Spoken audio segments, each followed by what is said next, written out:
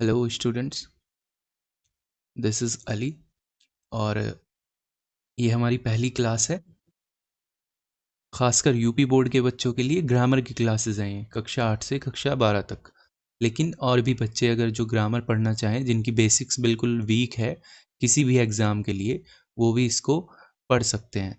अब ये देखिए कि हमें जो है, जो इंग्लिश में ज़रूरी है यूपी बोर्ड के बच्चों को, जो ज़रूरी चीज़ है वो ये है कि उनको हिंदी से इंग्लिश और इंग्लिश से हिंदी आनी चाहिए। अगर उनको हिंदी से इंग्लिश बनाने में और इंग्लिश से हिंदी बनाने में कोई दिक्कत नहीं है, तो उनके लिए इंग्लिश जो है बड़ी आसान हो जाती है। और उसके लिए ज़रूरी क्या है, हम इंग्लिश को हिंदी में कैसे समझें और हिंदी में जो हमारे दिमाग में चीज़ें चलती हैं, उनको हम इंग्लिश में कैसे ट्रांसलेट करें। ये चीज़ जो है हम सीखेंगे अगले 10-15 दिनों में। जो बिल्कुल ज़रूरी चीज़ें होती हैं, बिल्कुल शुरुआत से, वहाँ से हम पढ़ाना शुरू करेंगे। ये जो क्लासेस होंगी कक्षा 8 के बच्चे के लिए भी उतनी हेल्पफुल होगी और कक्षा 12 के लिए भी, जिनको इंग्लिश में दिक्कत होती है, वो बच्चे इसको देख सकते हैं। अब जो अपने लेवल के हिसाब से आप देख लेना, अगर आपको लगे कि ये हेल्पफुल है तो आप देख लीजिए, ना लगे तो इट्स ओके। अब जो पहली चीज़ हमें समझनी है, बिल्कुल बेसिक से देखते हैं कि हमें जो है ना, हर एक लैंग्वेज में एक अल्फ़ाबेट होती है। ठीक है? इसी तरह इंग्लिश की भी अपनी अल्फ़ाबेट है। अल्फ़ाबेट का मतलब होता है वर्णमाला, हिंदी में जिसे वर्णमाला कहते हैं। तो अल्फ़ाबेट में क्या होते हैं, वो ए, बी, सी, डी वो सब चीज़ें होती हैं। ये अल्फ़ाबेट जो है 2 हिस्सों में बटी होती है। एक को बोलते हैं वोवेल्स और एक को बोलते हैं कॉन्सोनेंट। ठीक है? वोवेल्स जो होते हैं वो 5 होते हैं इन नंबर, और ये होते हैं ए, ई, आई, ओ, यू। और कॉन्सोनेंट्स जो होते हैं वो 21 होते हैं इन नंबर। इनके अलावा जो भी बचते हैं वो सब कॉन्सोनेंट्स होते हैं। तो टोटल जो अल्फ़ाबेट में हमारे लेटर्स होते हैं वो होते हैं 26। 26 लेटर्स होते हैं इंग्लिश अल्फ़ाबेट के अंदर। ठीक है? अब ये जो अल्फ़ाबेट्स हैं, इनके सॉरी जो लेटर्स हैं, लेटर्स के मिलने से क्या बनता है, वर्ड्स बनते हैं। लेटर्स जब मिलते हैं तो क्या बनता है, वर्ड्स बनते हैं। वर्ड्स यानी कि शब्द। अब ये जो वर्ड्स हैं, जैसे 2 लेटर हमने लिए या 3 लेटर, जैसे हमने लिया BOY, ये क्या बना, बॉय। तो ये एक वर्ड हो गया। ठीक है? वर्ड जो है 2 से लेकर कितने भी लेटर्स को जोड़ के हम वर्ड्स बना सकते हैं। तो जैसे CAT, APPLE, ये क्या हुआ, इसमें 5 लेटर्स हैं, इसमें 3 लेटर्स हैं, इसमें भी 3 लेटर्स हैं। तो लेटर्स को जोड़ के जो बनता है वो होते हैं वर्ड्स। अब ये जो वर्ड्स होते हैं, वर्ड्स के ना भेद होते हैं, इनके हिंदी में कहते हैं इसको शब्द भेद, और इंग्लिश में बोलते हैं पार्ट्स ऑफ स्पीच। ये जो पार्ट्स ऑफ स्पीच हैं, ये 8 होते हैं इंग्लिश के अंदर। और जितने भी शब्द आप इंग्लिश में लिखे हुए देखेंगे या पढ़ेंगे, उन सब के इन 8 में से कोई ना कोई जो है होगा वो। ठीक है? ये 8 कौन से होते हैं, नाउन, प्रोनाउन, वर्ब, एडजेक्टिव। अगली वीडियो में ये हम डिटेल में पढ़ेंगे सारा। इसके बाद जो वर्ड्स को जोड़कर जो बनते हैं, जब हम बहुत सारे वर्ड्स को जोड़ते हैं तो हमारा बनता है सेंटेंस। वैसे तो वर्ड्स को जोड़ने से फ्रेज भी बनते हैं, लेकिन सेंटेंस कैसे बनते हैं, सेंटेंस कहते हैं हम ग्रुप ऑफ वर्ड्स को जिसकी सेंस हो, इसको बोलते हैं विद अ कंप्लीट सेंस, जिसकी एक पूर्णता में कोई अर्थ निकलता हो। ठीक है? जिसका कोई पूर्ण अर्थ हो उसे कहते हैं सेंटेंस, उन शब्दों के समूह को। अब जैसे हम एग्जाम्पल के तौर पे देखेंगे, मान लीजिए हम 5 शब्द लेते हैं, ही, स्कूल, एवरीडे, टू और गोस। अब यही 5 शब्द हम दोबारा लिखते हैं, इसका जो है इनकी जगह बदल के, इनका स्थान बदल के हम दोबारा लिखते हैं, he goes to school every day. ठीक है। अब जितना अगर आपने किताबें पढ़ी होंगी उस हिसाब से आपको सुन के लगेगा कि ये चीज़ हमें थोड़ी ठीक लग रही है और ये अजीब सा लग रहा है सुनने में ऊपर वाला। ये एक सेंटेंस है प्रॉपर, ठीक है। ये सेंटेंस है प्रॉपर और ये सेंटेंस नहीं है। क्यों? एक तो इसकी कोई मीनिंगफुल सेंस नहीं आ रही, कोई मीनिंग नहीं इसका निकल पा रहा है और इसका कोई मीनिंग है। दूसरी बात, एक इसके अलावा भी एक चीज़ है कि सेंटेंस का जो फॉर्मेशन होता है वो अपनी स्ट्रक्चर के हिसाब से, अगर जो पार्ट्स ऑफ स्पीच जहाँ आना चाहिए वो वहाँ पे रखा हुआ है तो आपका सेंटेंस सही होगा। अगर वो अपनी जगह नहीं है तो सेंटेंस सही नहीं होगा। जैसे गोज़ एक वर्ब है, ये वर्ब से पहले ही आया है, ये एक सब्जेक्ट है और ये बाकी की जो चीज़ें हैं वो ऑब्जेक्ट है। तो सब्जेक्ट वर्ब ऑब्जेक्ट अपनी स्ट्रक्चर के अनुसार रखे हुए हों तो वो सेंटेंस कहलाएगा, नहीं तो सेंटेंस नहीं कहलाएगा। अब हम जो अगली चीज़ समझेंगे वो हम समझेंगे सेंटेंस के भाग क्या होते हैं, parts of a sentence. Sentence के पार्ट्स कौन कौन से होते हैं। अब इसके पार्ट्स क्या हैं? देखिए सेंटेंस में तीन चीज़ें होती हैं। जैसे दो होंगे सब्जेक्ट प्रेडिकेट, फिर उनको आगे बांटेंगे, वो सब चीज़ें छोड़ देंगे। हमारा जो काम का है वो समझते हैं। तीन चीज़ें होती हैं, एक होता है वर्ब, एक होता है सब्जेक्ट और एक होता है ऑब्जेक्ट।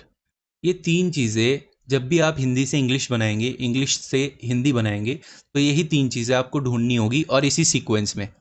सबसे पहले आप वर्ब ढूंढेंगे, फिर सब्जेक्ट ढूंढेंगे और फिर ऑब्जेक्ट ढूंढेंगे। अब ढूंढेंगे कैसे? वर्ब क्या होता है?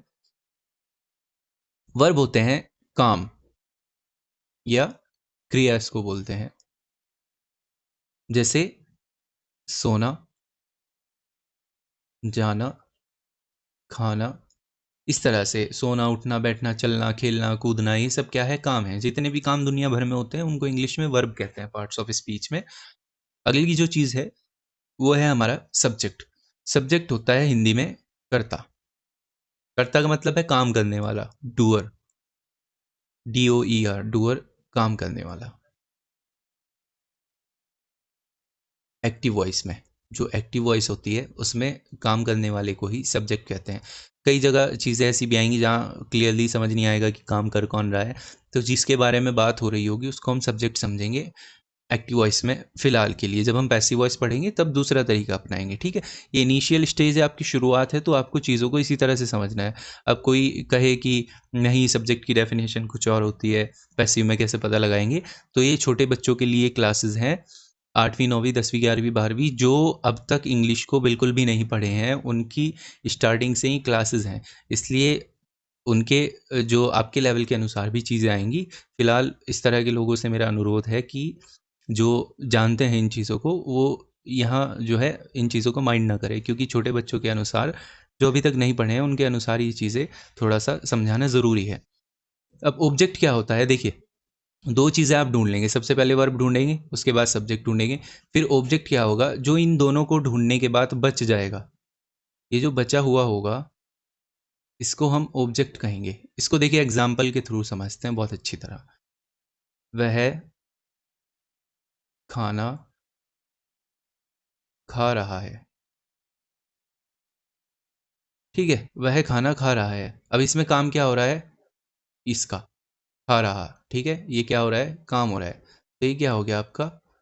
वर्ब हो गई ये, ठीक है। अब खाना कौन खा रहा है? खाने का काम कर कौन रहा है? काम करने वाला ढूंढना है हमें, तो कौन कर रहा है? वह कर रहा है। अब ये वह क्या हो गया? काम करने वाला सब्जेक्ट। ये बचा जिसको वो खा रहा है, ये क्या हो जाएगा? बचा हुआ ऑब्जेक्ट। एक और एग्जांपल समझते हैं। जैसे वह किताब पढ़ रहा है। अब देखिए काम क्या क्या हो रहा है? काम इसमें पढ़ने का काम हो रहा है, ठीक है। हमने देख लिया कि काम हमें ढूंढना है। सबसे पहले वर्ब हमने ढूंढ ली, पढ़ने का काम हो रहा है, ये आपका क्या हो गया? वर्ब हो गई, ठीक है। अब इस काम को कर कौन रहा है? कौन पढ़ रहा है? किताब, वह पढ़ रहा है, ठीक है। तो ये क्या हो गया आपका? सब्जेक्ट हो गया। और ये बचा क्या? किताब बची, तो ये क्या हो गया आपका? ऑब्जेक्ट हो गया, ठीक है। अब कुछ सेंटेंसेस को आप देख लेंगे, उसमें ढूंढ के देखेंगे आप कि काम कौन सा हो रहा है, कौन उसको कर रहा है। इस तरह की प्रैक्टिस करेंगे तो आपको धीरे धीरे आदत बन जाएगी उसकी। अब जो है हम ये देखेंगे सब्जेक्ट जो होते हैं सेंटेंस में, वो अपने नंबर के आधार पर, संख्या के आधार पर दो तरह के होते हैं। एक तो होगा सिंगुलर और दूसरा होगा प्लूरल। प्लूरल यानी बहुवचन, दो या दो से अधिक लोगों की, टू और मोर पर्सन, अगर सब्जेक्ट में दो या दो से ज़्यादा व्यक्ति हों तो हम क्या करेंगे, उसको प्लूरल सब्जेक्ट मानेंगे। अगर एक अकेला व्यक्ति हो, सिंगल पर्सन हो, तो हम उसको सिंगुलर मानेंगे। जब हम स्ट्रक्चर लिखवाएंगे तो वहाँ लिखेंगे सिंगुलर सब्जेक्ट के साथ कौन सी वर्ब का यूज़ होगा, प्लूरल के साथ कौन सी वर्ब का यूज़ होगा। तो ये समझना ज़रूरी है, इसलिए ये चीज़ें बता रहे हैं। अब वर्ब में हम एक चीज़ देखते हैं। वर्ब जो होंगी हमारी, जो हम सेंटेंसेस में पढ़ेंगे, दो तरह की वर्ब होगी। एक तो होगी हेल्पिंग वर्ब और एक होगी मेन वर्ब। ठीक है। हेल्पिंग वर्ब जो होती हैं वो होती हैं जैसे इज, एम, आर, वाज, वर। इनका अपने आप में कोई काम तो होता नहीं है ना, लेकिन ये क्या करती हैं, हेल्प करती हैं, मदद करने का काम करती है सेंटेंस को बनाने में, उसका टेंस डिफाइन करने में। ये कैसे मदद करेंगी वो हम एग्जाम्पल के थ्रू देखेंगे। और भी बहुत सारी हेल्पिंग वर्ब होती है, वो हम आपको अगली वीडियो में समझा देंगे। मेन वर्ब क्या होती है, जो मुख्य काम है, कार्य है, जो काम हो रहा है उसको मेन वर्ब कहेंगे। वही जैसे सोना, चलना, उठना, बैठना, ठीक है, गो, स्लीप, ईट, ये सब क्या है, ये मेन वर्ब है। जो काम हो रहा है उसको मेन वर्ब कहेंगे।